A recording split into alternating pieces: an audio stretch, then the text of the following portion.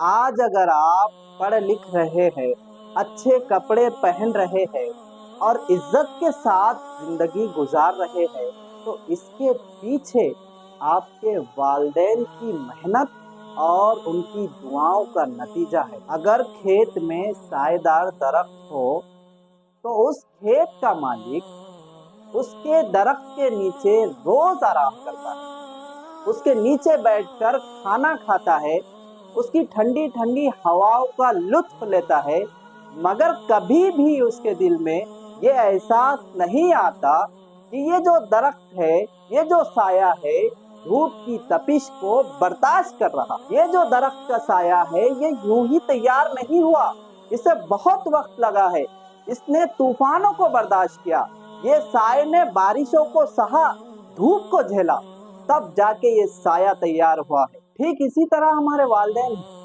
जो हमको साया दे रहे हैं, हमको पढ़ा लिखा रहे हैं, लेकिन कभी एहसास नहीं होने दिया कि वो हमको पढ़ा रहे हैं, लिखा रहे हैं। जब कोई बच्चा अपने वालिदैन को धोखा देता है, उनको वहम में रखता है, तो सीधा उनके जड़ों को नुकसान पहुंचता है।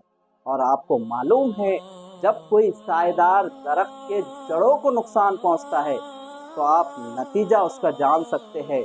इसलिए बच्चों, अपने वालिदैन को खुशी दो, वो आपको पढ़ा रहे हैं, लिखा रहे हैं, कुछ बनकर बताओ।